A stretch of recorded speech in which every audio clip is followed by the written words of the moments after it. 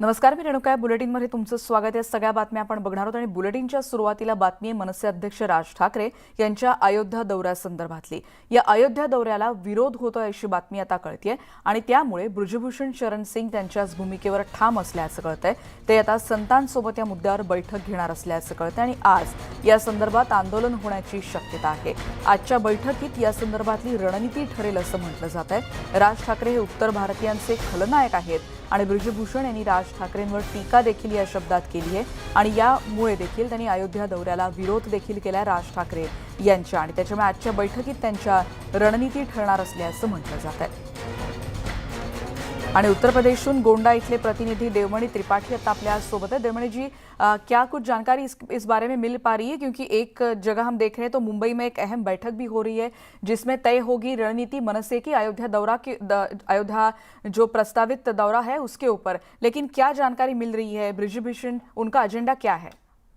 देखिए, दोनों तरफ से तैयारियां जोरों पर हैं। जिस तरह से मनसे प्रमुख राज ठाकरे ने जिस तरह से ये ऐलान किया था कि वो 5 जून को अयोध्या जाएंगे और उनके प्रवक्ताओं ने और भी जो उनसे पार्टी से जुड़े लोग थे उन्होंने ये तय किया था कि ये जो कार्यक्रम है वो 5 जून को अयोध्या दौरे का है। लेकिन उत्तर भारतीयों का जिस तरह से अपमान हुआ है और मारा पीटा गया है, यहाँ के जो लोग हैं, चाहे वो मजदूर वर्ग हो या भी जो अन्य लोग हों, उनको जिस तरह से मारा पीटा गया है, अत्याचार हुआ है 2004 से लेकर 7, 8 और अब तक, तो कहीं ना कहीं उसको लेकर भाजपा सांसद बृजभूषण शरण सिंह का ये कहना है कि ये पार्टी का आंदोलन नहीं है, ये उत्तर भारतीयों का आंदोलन है। उनको हर पार्टी का समर्थन मिल रहा है। आज उन्होंने न्यूज 18 से बातचीत में ये तक कह दिया कि वो उत्तर भारतीयों के देश के खलनायक है राज ठाकरे। तो कहीं ना कहीं उन्होंने अत्याचार किया है और उस अत्याचार के लिए राज ठाकरे को माफी मांगनी चाहिए।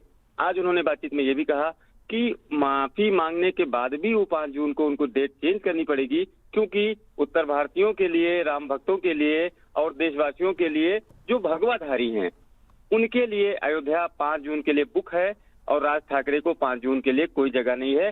बृजभूषण शरण सिंह ने यह भी कहा कि मनसे कार्यालय से उनको फोन आया था, लेकिन उन्होंने कोई बातचीत नहीं की, क्योंकि जब तक राज ठाकरे माफी नहीं मांगते तब तक बातचीत का कोई सवाल ही नहीं उठता।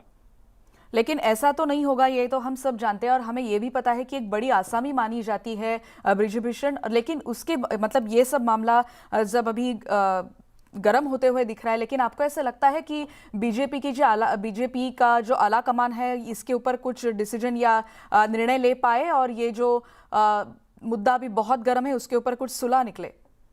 देखिए, कहीं ना कहीं जिस तरह से तैयारी चल रही है या फिर सीएम योगी से मिलने की बात कर रहे हैं मनसे प्रमुख, तो एक तरह से ये भी माना जा रहा है कि उत्तर प्रदेश सरकार उनका स्वागत करेगी। लेकिन भाजपा सांसद पार्टी लाइन से हटकर उनका ये कहना है कि ये पार्टी का आंदोलन नहीं है, इसमें भाजपा का कोई रोल नहीं है, ये उनका खुद का आंदोलन है, क्योंकि उन्होंने 2007-8 से लगातार देखा है और उनके लोग चाहे गोंडा, बहराइच या आसपास के उत्तर प्रदेश के लोग जुड़े हुए या बिहार, झारखंड से या दिल्ली से, उत्तर भारतीय सभी वहां पे पीड़ित हुए हैं। उस परेशानी के लिए वो जो उन्होंने कृत्य किया है उसके लिए माफी मांगनी चाहिए। कहीं ना कहीं अनौपचारिक बातचीत में सांसद ने ये भी कहा कि मुझे पार्टी हाईकमान से फोन नहीं आएगा या कोई दबाव नहीं बनाया जाएगा, अगर बनाया जाता है तब भी उत्तर भारतीयों के लिए मैं खड़ा हूं और उनके साथ जब न्याय होगा, जब मनसे प्रमुख माफी मांग लेंगे।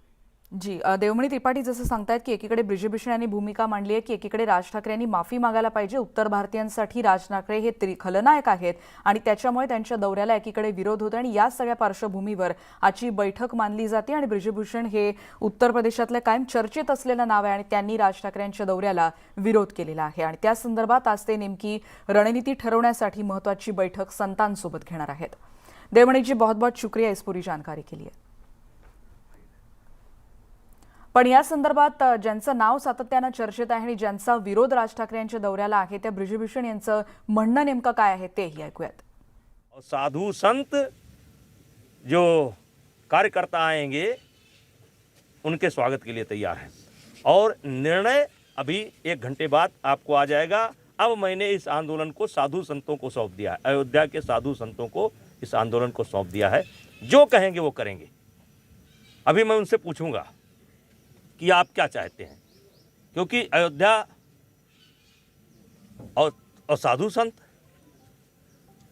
और हिंदू मुसलमान सब दल से ऊपर भारतीय जनता पार्टी का भी आदमी समर्थन कर रहा है, कांग्रेस का आदमी भी समर्थन कर रहा है, सपा का भी समर्थन कर रहा है। ये उत्तर भारतीयों का आंदोलन है और वो नायक नहीं है, आज के तारीख में खलनायक है। माफी मांगे नेताजी।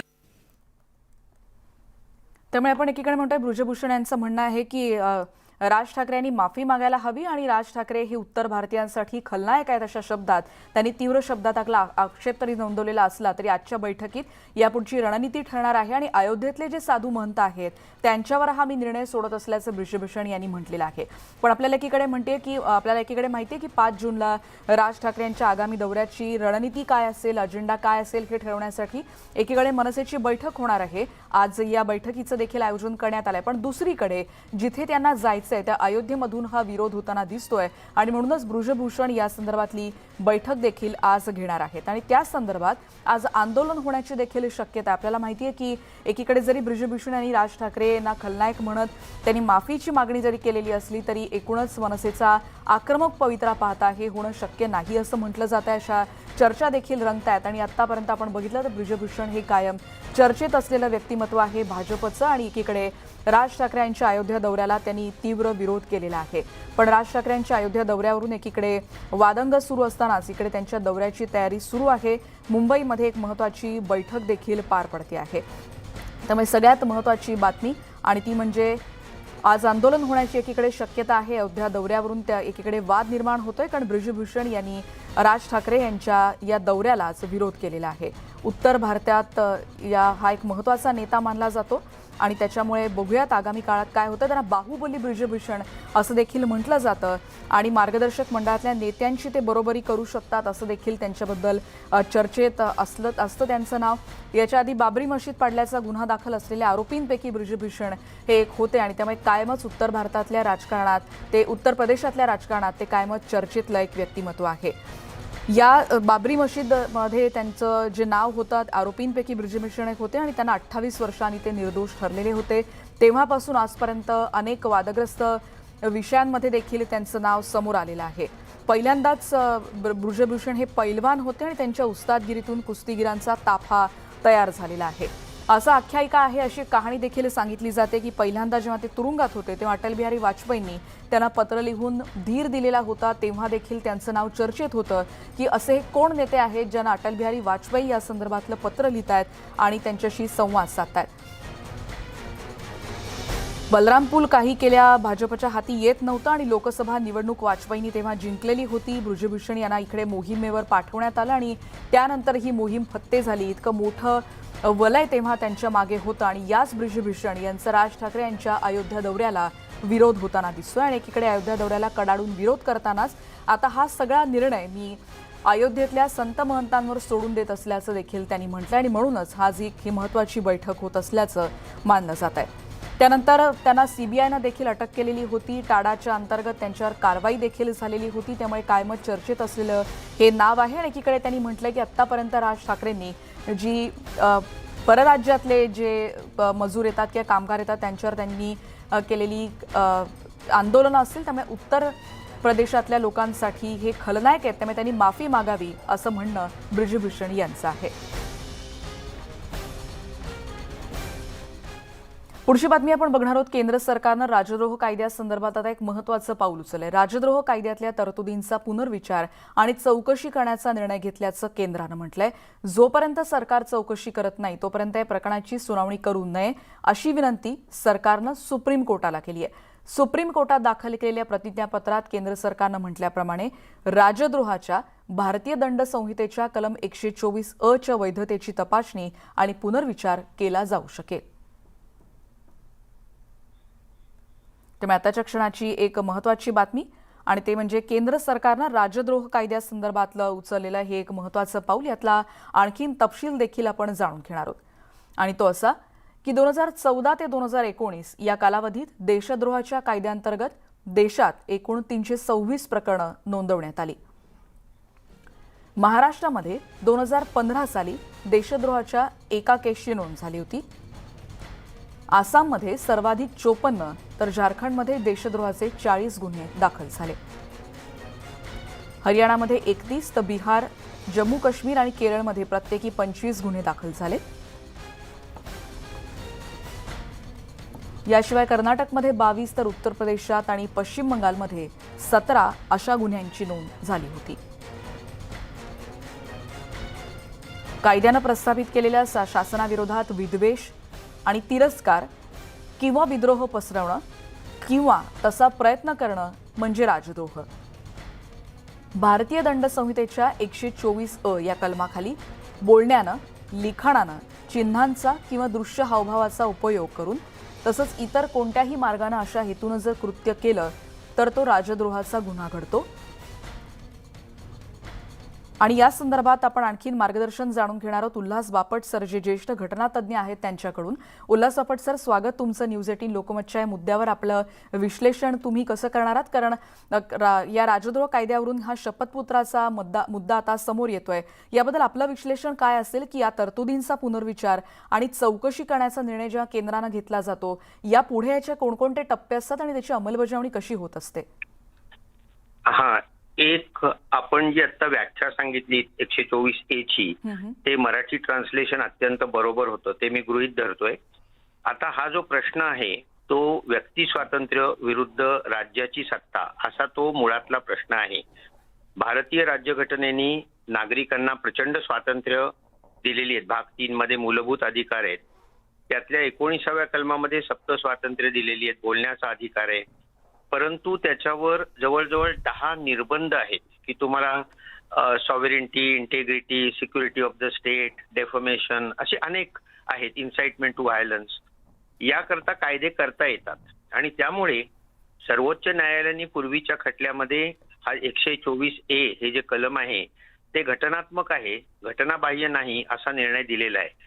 प्रॉब्लेम कुठे येतो की याचा दुरुपयोग जेव्हा केला जातो एक्झिक्युटिव्ह ब्रांचकडनं, तेव्हा मला असं वाटतं की अशा तऱ्हेचा कायदा हा ब्रिटिश लोकांनी भारतात असताना केला होता. आता खुद्द ब्रिटनमध्ये हा कायदा रद्द झालेला आहे, हे लक्षात घ्या.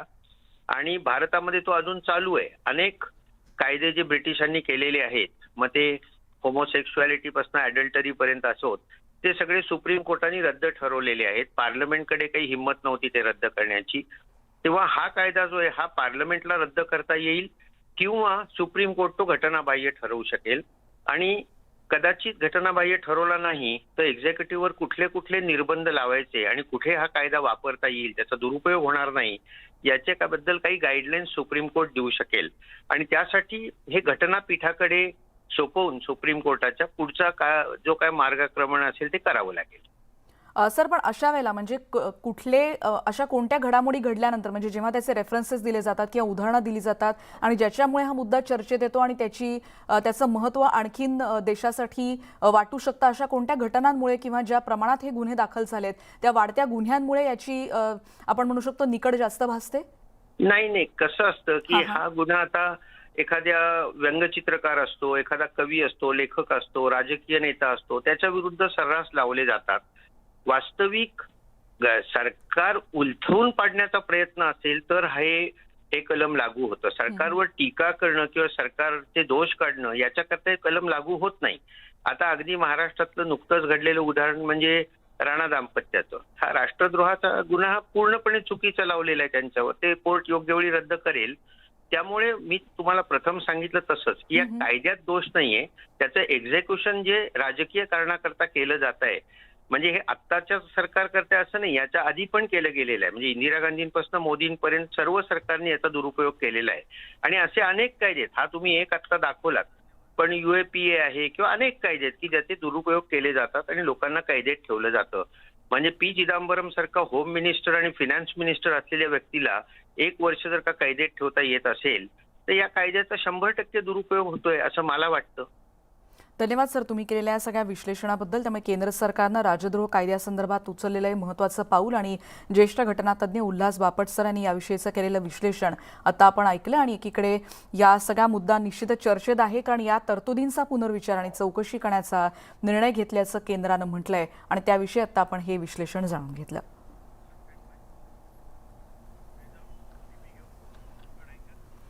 दरम्यान इंग्रजांनी आणलेलं राजद्रोहाचं कलम आता कालबाह्य आहे असं मत राष्ट्रवादी काँग्रेसचे अध्यक्ष शरद पवार यांनी व्यक्त केले. राजद्रोह कायदा रद्द करण्याबद्दल नकारात्मक असणारं केंद्र सरकार आता या कायद्याचा फेरविचार करणार असल्याचे एकीकडे म्हणत आहे आणि केंद्र सरकारचा हा निर्णय योग्य असल्याची प्रतिक्रिया शरद पवारांनी दिली आहे. संसदेतही या कायद्यातल्या कठोर तरतुदीत बदल होणं गरजेचं असल्याचं मत पवारांनी व्यक्त केलंय. तर निवडणुकांबद्दल आमच्या पक्षात 2 मतप्रवाह आहेत असं देखील पवार यांनी म्हटलंय.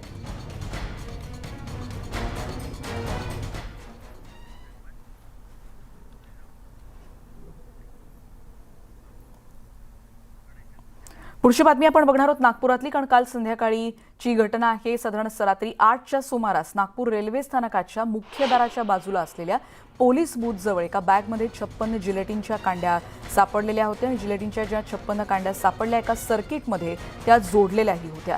नागपूर पोलिसांच्या बॉम्बशोधक पथक अर्थात BDDSनं बॉम्बसदृश वस्तू ताब्यात घेतली आणि ती डिफ्यूज करण्यासाठी पोलीस मुख्यालय परिसरात नेण्यात आली. बॉम्बसदृश वस्तूमध्ये एक छोटा डिटोनेटर आणि लो इंटेन्सिटीच्या स्फोटकांचा देखील छोट्या कांड्या एकमेकांशी सर्किटनं जोडलेल्या स्वरूपात होत्या.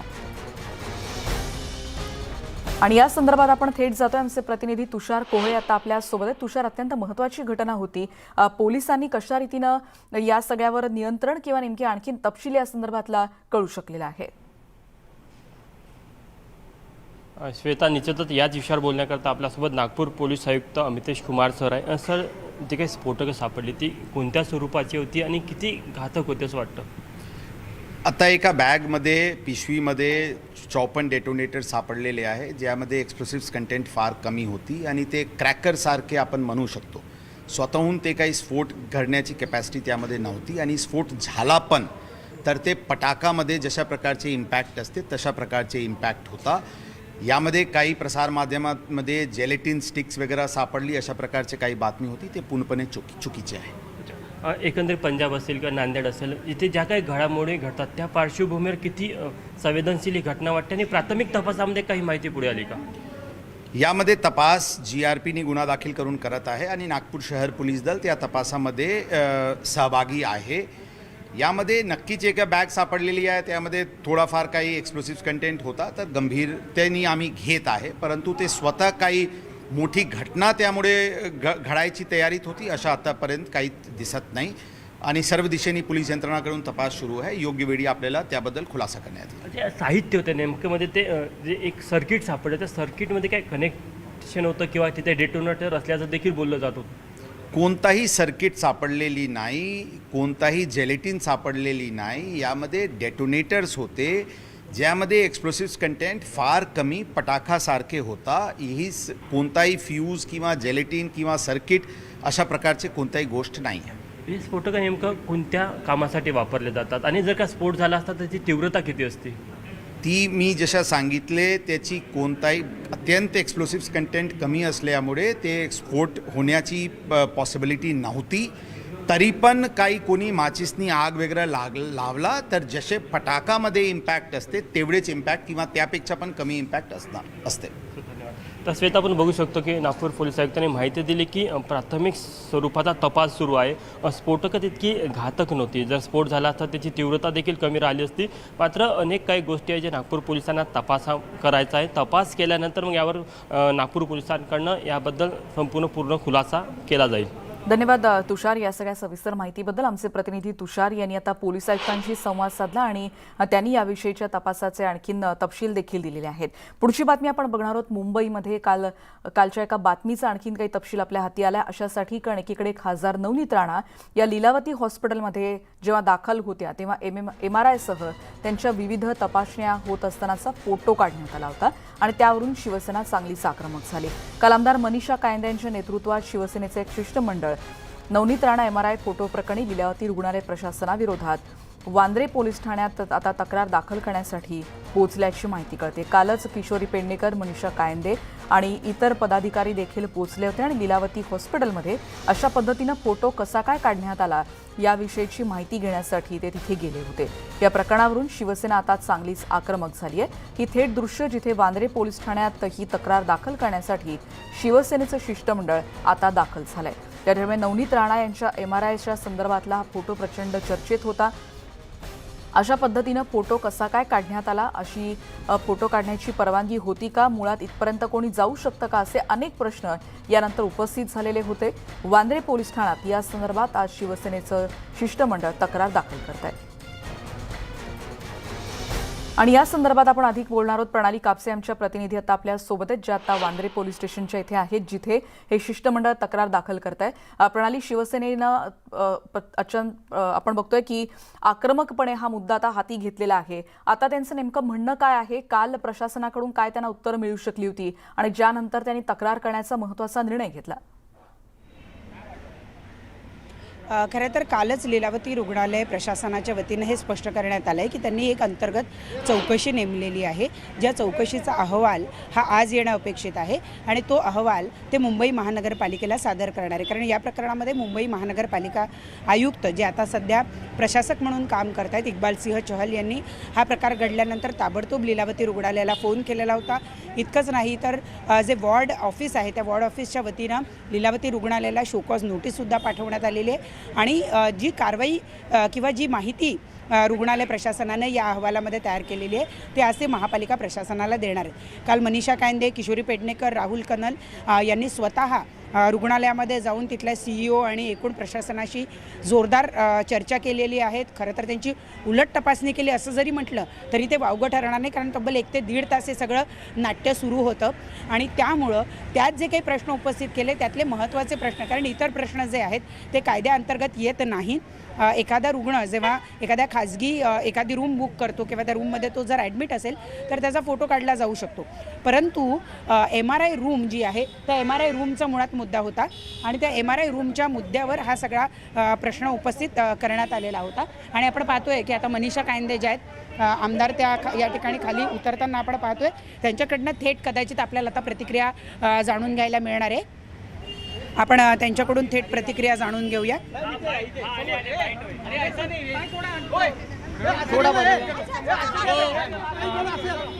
अरे अनिल सर,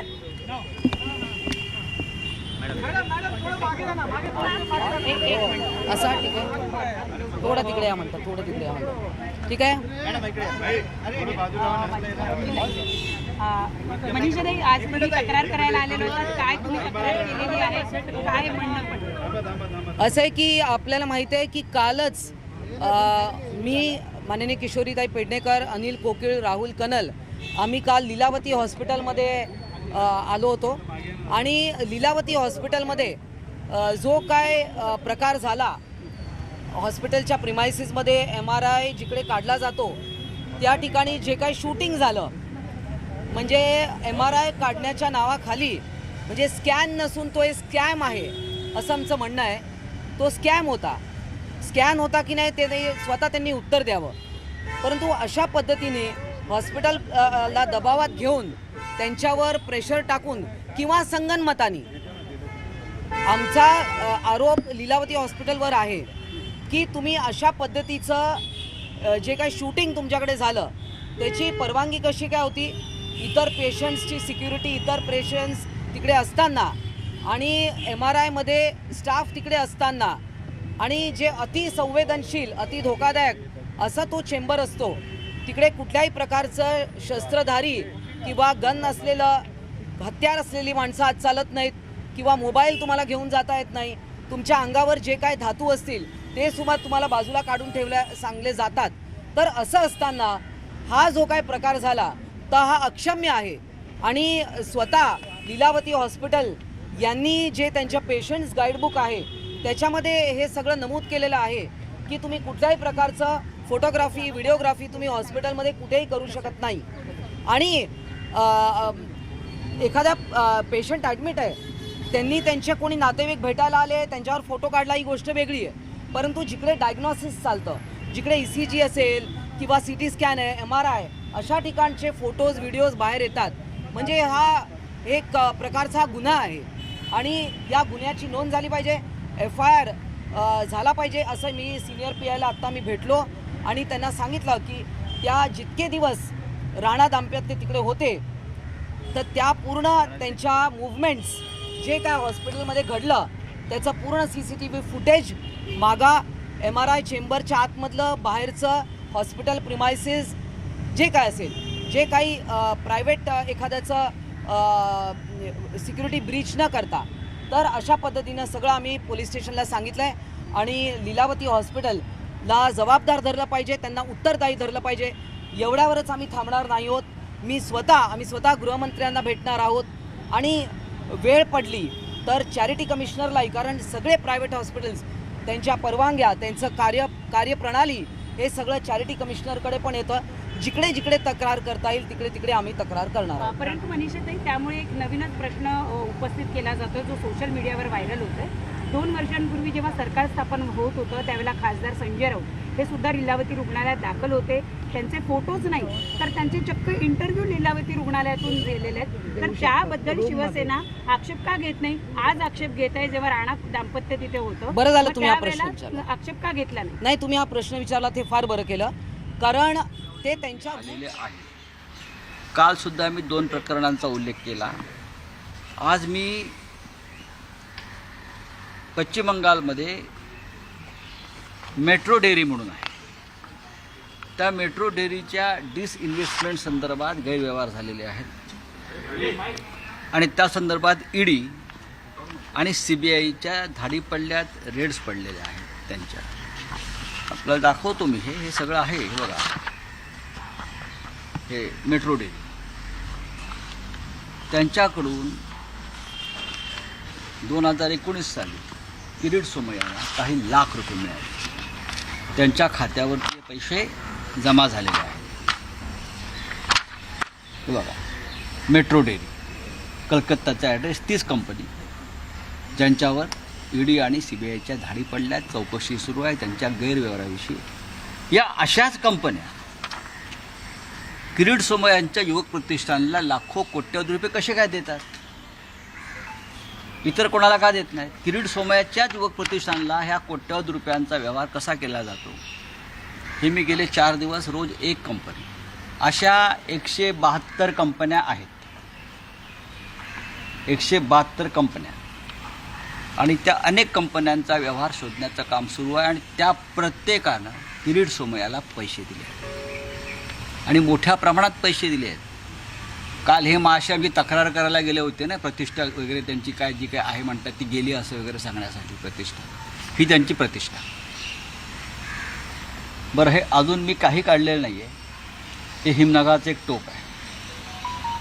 याहीपेक्षा मोठी प्रकरणं बाहेर येतील. मी वारंवार सांगतो, भ्रष्टाचार विरोधी लढ्याचा मुखवटा घालून हा माणूस गेले अनेक वर्ष अनेक उद्योगपती, अनेक कंपन्या, व्यापारी, बिल्डर्स यांच्याकडून खंडणा गोळा करणं, अशा प्रकारे युवक प्रतिष्ठान, हे युवक प्रतिष्ठान त्याच्या कुटुंबाचं आहे, त्याच्यावरती कोणी बाहेरचा माणूस नाही आहे. पहा, धर्मादाय आयुक्तांकडे त्या संदर्भात व्यवस्थित सगळं तक्रारी दाखल होत आहेत, सुरू आहे प्रोसेस. पोलिसातसुद्धा प्रकरण जाईल चौकशीसाठी. पण हे मुखवटे फाटतायत आणि मुखवटे फाटलेले आहेत आणि हे भ्रष्टाचार विरुद्ध महाराष्ट्राला धडा शिकवतो. हे भ्रष्टाचार विरुद्ध भ्रष्टाचारमुक्त महाराष्ट्र करणार आहे. जोपर्यंत भारतीय जनता पक्षात अशा प्रकारची लोक आहेत तोपर्यंत महाराष्ट्र भ्रष्टाचारमुक्त होणार नाही. हे भ्रष्टाचाराचं मुख्य स्रोत आहे. सर, कल आपने ट्वीट किया था, या सगळ्याचे कनेक्शन येत आहे. युवक प्रतिष्ठानचा घोटाळा आहे म्हटलं मी. सर आज आपने ट्वीट किया है, किस तरह का गैरव्यवहार हो रहा है? किरीट सोमय्या का जो युवक प्रतिष्ठान है, ये महाशय जो है महात्मा, अपने आप को महात्मा मानता है. भ्रष्टाचार विरोधी जो उनका एक मूवमेंट चलता है ना, उसको अपने आप को बहुत बड़ा महात्मा मानता है कि ये अपने आप को क्या मानता है, लेकिन मैं ही भ्रष्टाचार खत्म करूँगा. उसका एक स्लोगन है, भ्रष्टाचार मुक्त महाराष्ट्र करूँगा. सबसे बड़े भ्रष्टाचारी तो ये लोग हैं. ये क्या है? महाराष्ट्र मुक्त भ्रष्टाचार.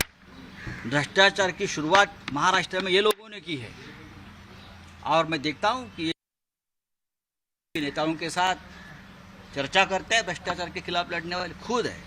मैंने 2 दिन से युवक प्रतिष्ठान जो उनका एक NGO है, उनके अकाउंट्स, खाते में जो पैसे आए हैं, 150 से भी ज़्यादा कंपनी, बिल्डर्स है, उद्योगपति है, और उसमें ऐसे बहुत से संशयास्पद लोग हैं, डाउटफुल लोग हैं, जिनके ऊपर ईडी और सीबीआई की इंक्वायरी चल रही है, रेड्स हुए हैं और इन सभी ने किरीट सोमैया के युवक प्रतिष्ठान को लाखों करोड़ों रुपए के डोनेशन दिए हैं। क्यों भाई, आपको क्यों डोनेशन दिया? आप तो भ्रष्टाचार के खिलाफ लड़ते हो। आप अगर दूसरा कोई किसी का कनेक्शन लिंक होता है तो ईडी को आप लेटर लिखते हो, उनका क्या कनेक्शन है, उनका क्या कनेक्शन है। अभी आज ही मैंने जो बताया है, पश्चिम बंगाल में मेट्रो डेयरी, जिनके ऊपर ईडी और सीबीआई की इंक्वायरी चल रही है, रेड्स हुए हैं। बहुत बड़ा मामला है ये भ्रष्टाचार का, गैर व्यवहार का। उनकी तरफ से महात्मा किरीट सोमैया को लाखों रुपए उनके खाते में जमा हुए हैं। आप देख सकते हैं, युवक प्रतिष्ठान मेट्रो डेयरी लिमिटेड, लाखों रुपए। कल भी मैंने इस प्रकार की 2 कंपनियों का नाम लिया था, जिक्र किया था, आपको पता होगा। आज मेट्रो का है। मैं आप 100 से ज़्यादा कंपनी, मोर देन 150 कंपनी जिनके साथ उनका व्यवहार हुआ है और वो डाउटफुल व्यवहार है, बहुत ही घृणास्पद व्यवहार है। मैं तो ये कहूँगा, अगर ईडी में हिम्मत है, एनआईए में हिम्मत है, तो किरीट सोमैया का और लोगों का क्या संबंध है पैसे के लेन देन का, ये इंक्वायरी होनी चाहिए। बार बार दिखाता है ना, कागज दिखाओ, कागज दिखाओ। तो ये क्या है फिर? आपको कौन से कागज चाहिए? कागज दिखाओ। आपके पास क्या कागज है? वो बोल रहा था कि मेरी पत्नी की प्रतिष्ठा, मेरी बेटी की प्रतिष्ठा। कि आप जिस प्रकार की बातें करते हो, दूसरी की पत्नी की प्रतिष्ठा नहीं होती। हमारे बारे में आप बात करते हो, सबके बारे में। प्रतिष्ठा क्या आपके घर में कोठे पे नाच रही है क्या? प्रतिष्ठा सबको है। और आप किरीट सोमैया का जो नकाब है पूरी तरह से उतर गया है। सबसे बड़ा भ्रष्टाचारी अगर कोई होगा इस देश में तो ये किरीट सोमैया है। और ये नकाब पहनकर एक्सटॉर्शन करता है, बड़े बड़े उद्योगपति, सीबीआई और ईडी का मिसयूज करता है, धमकियां देता है ये आदमी। और उसके साथ देवेंद्र फडणवीस भ्रष्टाचार के बारे में चर्चा करते। फोटो आया है कि महाराष्ट्र भ्रष्टाचार मुक्त करने के लिए ये कोई सोमैया ने देवेंद्र फडणवीस जी के साथ मीटिंग की। फडणवीस की प्रतिष्ठा उसमें खत्म हो रही है। सर क्या किरीटच्या विरोधात तक्रार करणार का? शिकायत हो रही है चैरिटी कमिश्नर, मुंबई पुलिस, और मैं तो कहता हूँ ईडी ने सुमोटो एक्शन लेना चाहिए। ईडी और लोगों पर ऊपर रेड्स करती है ना, सुमोटो एक्शन करती है ना। इतने लोगों के साथ उनका व्यवहार कैसा है? ये तो सिर्फ चेक है, थोड़ा चेक ज़्यादा कैश, ऐसा व्यवहार है। ये नवलानी पार्ट 2 है। ईडी और सीबीआई ने किरीट सोमैया को तुरंत अपने कब्जे में लेकर, ये पैसा उनको कहाँ से क्यों मिला है, क्या ज़रूरत है ये कंपनी से उनको पैसा देने की? करोड़ों रुपया है उनके अकाउंट में। युवक प्रतिष्ठान, क्या अंदाजन कोई आंकड़ा दे सकते हैं कितने पैसों का लेन देन हुआ है? किती पैसे? कैश का आंकड़ा तो मैं बता सकता हूँ, लेकिन मैं बताऊंगा नहीं। मेरे पास आंकड़े हैं, हमने बहुत इंक्वायरी की है। लेकिन अगर चेक की बात करें तो करोड़ों करोड़ रुपए मैं आपको कागज दे सकता हूँ। बाद में मैं हवा में बात नहीं करूँगा, और भी कागज सामने आ जाएंगे। Thank you.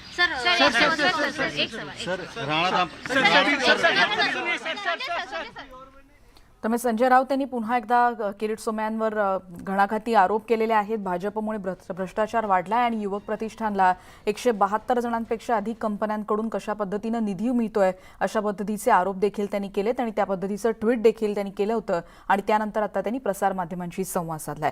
एक ब्रेक घेऊन इतर बातम्यांसह पुन्हा भेटूयात। पहा फक्त मुद्दा महाराष्ट्राचा।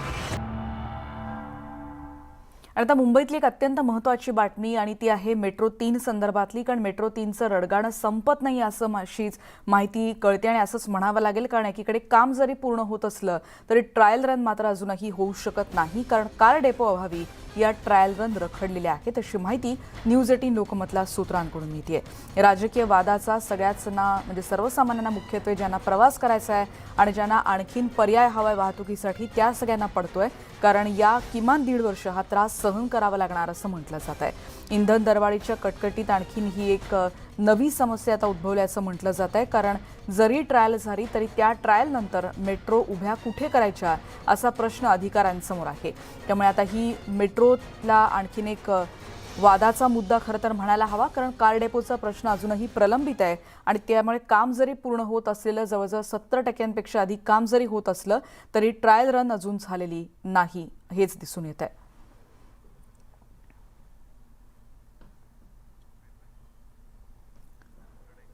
पुढची बातमी आपण बघणार आहोत रत्नागिरीतली, कारण दापोली शहरातल्या सगळ्याच पेट्रोल पंपांवरचं इंधन संपल्याचं कळतं आणि त्यामुळे दापोली शहरातले 4ही पेट्रोल पंपांवर वाहनांच्या मोठ्या रांगा लागल्या आहेत. अशात एका पेट्रोल पंपावर डिझेलचा टँकर आलाय आणि त्यामुळे वाहन चालकांची मोठी गर्दी सध्या पाहायला मिळते.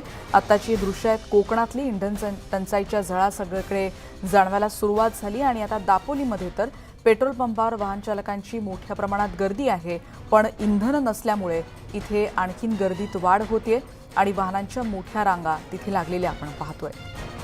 इंधन संपल्यामुळे वाहन चालक त्रस्त झालेत आणि याच्यावर आता उत्तर कसं शोधायचं असा प्रश्न उभा ठाकलेला आहे, कारण डिझेल भरण्यासाठी म्हणजे इंधन भरण्यासाठी साहजिकच मोठ्या प्रमाणात रांग लागली आहे. आणि नेमकं काय घडतंय आणखीन तपशिली जाणून घेऊयात. शिवाजी गोरे आमचे प्रतिनिधी आता आपल्यासोबत आहेत. शिवाजी, आत्ताची काय स्थिती सध्या पाहायला मिळते इथे? शहरामध्ये पेट्रोल पंपावरती वाहनांच्या लांबच लांब रांगा लागलेल्या आहेत, कारण गेले 2 दिवस पेट्रोलचं शॉर्टेज आहे. पंपावरती आज सकाळी एक गाडी आलेली आहे, परंतु गाडी आल्याचं कळल्यानंतर वाहन चालक मोठ्या प्रमाणात गाड्या घेऊन पंपावरती आलेत आणि एकच गोंधळ उडालेला आहे. गेले 4 दिवस दापोलीमध्ये मोठ्या प्रमाणामध्ये पर्यटक आलेले आहेत. पर्यटकांना सुद्धा पेट्रोल मिळत नाही, त्याच्यामुळे त्यांची सुद्धा गैरसोय होते, स्थानिकांची गैरसोय होते. आता दापोली शहरामध्ये 4 पेट्रोल पंप आहेत. एकाच पंपावरती सीएनजी मिळतो. सीएनजी साठी सुद्धा अशाच प्रकारच्या लांबच लांब रांगा कालपासून आपल्याला पाहायला मिळत आहेत. सीएनजी सुद्धा मिळत नाही, दुसरीकडे पेट्रोल मिळत नाही, डिझेल मिळत नाही, त्यामुळे लोकांची मोठ्या प्रमाणामध्ये गैरसोय होते. पर्यटक सुट्टीचा आनंद लुटण्यासाठी कोकणामध्ये दाखल झालेले आहेत. दापोलीचे समुद्र किनारे गजबजलेले आहेत, परंतु पेट्रोल आणि डिझेलसाठी त्यांना पंपावरती रांगा लावावं लागतात, त्यामुळे त्यांची सुद्धा मोठ्या प्रमाणामध्ये गैरसोय सुरू आहे. हा पेट्रोलचा जो तुटवडा आहे हा कृत्रिम असल्याचं बोललं जातंय, कारण जिल्ह्यामध्ये सर्वच पेट्रोल पंपावरती डिझेल पेट्रोल मिळते, मात्र दापोली शहरातल्या 4ही पेट्रोल पंपावरती डिझेल पेट्रोल मिळू नये ही शोकांतिका म्हणावी लागेल, कारण लोकांची खूप गैरसोय होते. सर्व्हिसला जाणारे काही लोक आहेत किंवा कामानिमित्त जाणारे लोक आहेत, बाहेरून आलेले जे लोक आहेत त्यांना सुद्धा पेट्रोल मिळत नाही, डिझेल मिळत नाही, त्यामुळे सर्व नागरिक त्रस्त झालेले आहेत. एकतर उन्हाचा कडाका आहे आणि त्यातच पेट्रोल डिझेलचा तुटवडा असल्यामुळे लोकांना खूप हैराण व्हावं लागतंय. ग्रामीण भागामध्ये त्याच्यामुळे वाहन चालक त्रस्त झाले. तर जसं शिवाजी गोरे आमचे प्रतिनिधी सांगतायत की मोठ्या प्रमाणात रांगा लागलेल्या आहेत. इंधन तुटवड्याची मोठी झळ या सगळ्या सर्वसामान्यांना बसते आणि कामाच्या घाईमध्ये अशा पद्धतीनं इंधन मिळत नसल्यानं त्यांची समस्या आपण किती वाढली आहे आपण बघतोय. दापोलीतली ही दृश्य आहेत. आणि आता मराठवाड्यातली एक महत्त्वाची बातमी औरंगाबादमधली. कडक उन्हाळ्याचा मे महिना सुरू झाला. औरंगाबाद शहरातला पाणी प्रश्न मात्र काही मार्गी लागलेला नाही. शहरात आठवड्यातून एकदाच पाणी येत आहे. पाण्याचा प्रश्न सुटणार कधी याचा काही पत्ता नाही, पण या प्रश्नावरून मात्र राजकारण जोरात रंगतंय. एक रिपोर्ट बघूयात.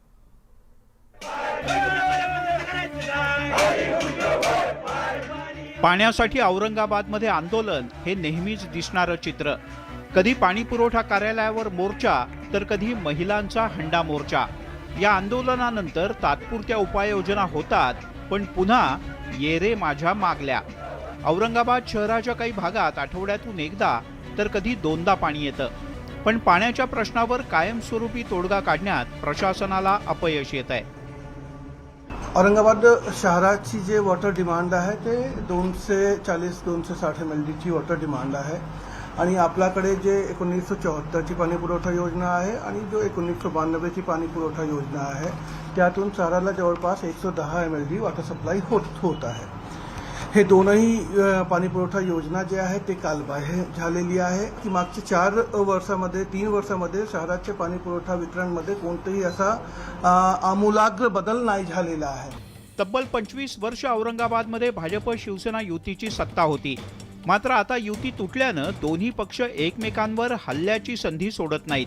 सिडको हडको भागातील पाणी प्रश्नावर भाजपनं आंदोलन केल्यानंतर आश्वासन मिळालं. पालिका निवडणुकांच्या पार्श्वभूमीवर शिवसेनेची कोंडी करण्यासाठी भाजप आता फडणवीसांच्या नेतृत्वाखाली मोठं आंदोलन करणार आहे. नागरिक इतके संतापलेले, जन आक्रोश असा साचलेला आहे. भारतीय जनता पार्टी तो मोकळा करते. येणाऱ्या 20 तारखेच्या आत भारतीय जनता पार्टी एक मोठं आंदोलन, जन आक्रोश लोकांचा जो आहे तो रस्त्यावर घेऊन येते. त्यांना त्या दिवशी कळेल हे कृत्रिम आहे का नैसर्गिक आहे. पाण्यासाठीच्या भाजपच्या आंदोलनामुळे सिडको हडको परिसरात शिवसेनेची प्रतिमा डागाळली आणि आता आपली हीच प्रतिमा उंचावण्यासाठी शिवसेनेनं मनपा आयुक्त आस्तिक कुमार पांडे यांची भेट घेतली. पाणी पुरवठा अधिकारी कर्मचाऱ्यांना हाताशी धरून जाणीवपूर्वक पाणी पुरवठा रोखतात असा आरोप अंबादास दानवे यांनी केलाय. ज्या भागात भारतीय जनता पार्टीला आंदोलन करायचं असतं त्या भागातल्या कोणीतरी एखाद्या लाईनमनला, एखाद्या ज्युनियर इंजिनियरला, एखाद्याला कोणाशी तरी हाताशी पकडून त्या भागात 4-5 दिवसाची पाणी टंचाई निर्माण करायची आणि मग आंदोलनाला लोक आणायची, अशी भारतीय जनता पार्टी पद्धत अवलंबते. हे सिडको हडकोत सिद्ध झालेलं आहे. भारतीय जनता पार्टी निवडणुका आल्या म्हणून आंदोलन करते. याच्या आधी भारतीय जनता पार्टी झोपली होती का? मागच्या वर्षी पण अशीच पाणी टंचाई होती, भारतीय जनता पार्टीने आंदोलन नाही केलं. याच वर्षी काय केलं? निवडणुका डोळ्यासमोर दिसल्यामुळे भारतीय जनता पार्टी आंदोलन करते. भारतीय जनता पार्टी पाण्याच्या प्रश्नाचं राजकारण करते. औरंगाबाद शहरातली पाणी पुरवठा यंत्रणा तब्बल 47 वर्ष जुनी आहे, पण ही यंत्रणा सुधारण्याबद्दल 25 वर्ष सत्तेत असलेल्या भाजप शिवसेनेला सुचलं नाही. विभक्त झाल्यानंतर भाजपनं निवडणुकीत फायदा मिळावा म्हणून आंदोलन करत पाण्याचा प्रश्न पेटवलाय, तर शिवसेनेकडून आश्वासनांचा पाऊस पाडण्याचा प्रयत्न केला जातोय. त्यामुळे येणाऱ्या निवडणुकीत पाण्यासाठी आक्रोश करणारा औरंगाबादकर कुणाला धडा शिकवणार हे पाहणं महत्त्वाचं आहे. सिद्धार्थ गोदाम, न्यूज 18 लोकमत, औरंगाबाद. पुढची बातमी आपण बघणार आहोत. अस्मानी संकट शेतकऱ्याची पाठ सोडत नाही आणि त्यात आता सुलतानी संकटानेही शेतकरी बेजार झालाय. बातमी आहे नाशिकमधली, कारण जिल्ह्यातल्या अनेक द्राक्ष उत्पादक शेतकऱ्यांनी स्थानिक आणि इतर राज्यातल्या व्यापाऱ्यांनी फसवल्याची बाबी आता समोर येतात. नेमकं काय घडतंय हे सांगणारा हा रिपोर्ट बघूयात.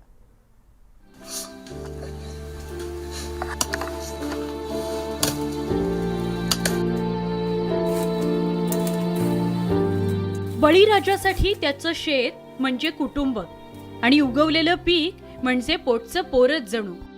नाशिकच्या चांदवड तालुक्यातल्या पिंपळनेर इथल्या अनिल कोठुले यांची अशीच बहरलेली द्राक्ष बाग होती. तयार हिरव्या आणि काळ्या लगडलेल्या द्राक्षाचे घड त्यांनी शेतात केलेल्या कष्टाची साक्ष देत होते. आता कोठुले यांचं द्राक्षाचं शेत रिकामं झालंय, पण हातही रिकामाच राहिलाय. स्थानिक व्यापाऱ्यासह गुजरातच्या व्यापाऱ्यानं त्यांना फसवलंय. संपूर्ण बागेतली द्राक्ष घेतली आणि त्या बदल्यात दिलेला चेक मात्र बाउन्स झाला. 2018ला आमच्या कुटुंबामध्ये 87 लाख रुपयाची आमची फसवणूक झाली आणि 2020-21ला आमची 15 लाख रुपये आमच्या ओझरचा आणि खेडगावचा व्यापारी एक्सपोर्टर आहे त्याने आमची फसवणूक केली. त्याच्यानंतर एक सुरतचा व्यापारी आहे, त्याच्याकडे 5-6 लाख रुपये आमचे घेणं आहे. आम्ही बऱ्याच ठिकाणी पोलीस कंप्लेंट केल्या, पिंपळाव पोलीस स्टेशनला कंप्लेंट केलेली आहे. त्याच्यानंतर राजपिपळ्याचा जो व्यापारी होता त्याला राजपिपळ्याला जाऊन कंप्लेंट केली आहे आणि त्यांचे चेक वगैरे काही व्यापाऱ्यांचे आमच्याकडे चेकसुद्धा आहे ते बाउन्स केलेले, केस चालू आहे, पण काहीच होत नाही. नाशिकचे पोलीस अधीक्षक यांच्याकडे अनेक शेतकऱ्यांनी व्यापाऱ्यांकडून अशाच प्रकारे फसवणूक झाल्याची तक्रार केली आहे. भरपूर शेतकऱ्यांचे आता चालू वर्षी आता 150 लोकांचे आमच्या परिसरामध्ये फसवणूक झालेली. 3 व्यापारी पैसे घेऊन पळालेले. कोठुलेंप्रमाणेच निफाड, सटाणा, दिंडोरी, चांदवड, सिन्नर आणि येवला या भागातल्या अनेक द्राक्ष बागायतदारांची व्यापाऱ्यांनी अशीच फसवणूक केली. आलेल्या तक्रारींची दखल घेत शेतकऱ्यांची फसवणूक टाळण्यासाठी हेल्पलाईन सुरू करण्यासोबतच इतर उपाययोजनांसंदर्भात केंद्रीय आरोग्य राज्यमंत्र्यांनी जिल्हाधिकारी आणि पोलीस अधीक्षकांसोबत बैठक घेतल्याचं सांगितलं जात आहे. मला देखील तक्रारी झाल्या की काही परराज्यातल्या देखील व्यापाऱ्यांनी शेतकऱ्यांची द्राक्षाच्या संदर्भात फसवणूक केलेली आहे. यानुसार तो पण आढावा घेतला आणि SP साहेबांची चर्चा झाली. त्यानुसार एक हेल्पलाईन क्रिएट केली गेली पाहिजे जेणेकरून शेतकऱ्यांना काही अडचण आल्यास ती तक्रार पण नोंदवता येईल आणि त्याचबरोबर ज्या काही गुन्हे दाखल झालेले आहेत शेतकऱ्यांना फसवणूक केल्याचे व्यापाऱ्यांवर, तर त्या संदर्भात देखील तातडीने उपाययोजना करून त्या शेतकऱ्यांना मदत करावी. गेली काही वर्ष शेतकऱ्यांच्या अशा फसवणुकीच्या घटनांत वाढ झाली आहे. शेतकऱ्याचे कोट्यवधी यात अडकलेत. सरकारनं फसव्या व्यापाऱ्यांना शोधून त्यांच्यावर कठोर शासन करावं, पैसे मिळवून द्यावेत अशी शेतकऱ्यांची मागणी आहे. अन्यथा शेतकरी आर्थिक गर्तेत सापडेल हे नक्की. बब्बू शेखसह bureau report, news 18 Lokmat, Manmad. आणि या सगळ्या बातम्यांचे अपडेट्स घेतल्यानंतर या बुलेटिनमध्ये आता आपण इथेच थांबणार आहोत. येणाऱ्या बुलेटिनमध्ये सगळ्या बातम्यांचे अपडेट्स तुमच्यापर्यंत पोहोचत राहणार आहोत. जाताना महत्त्वाची आठवण, फेसबुक, ट्विटर आणि यूट्यूबवर आम्हाला फॉलो करायला विसरू नका. यूट्यूबवर या सगळ्या बातम्यांचे व्हिडिओ तुम्हाला पाहता येतील. पहा फक्त न्यूज 18 लोकमत.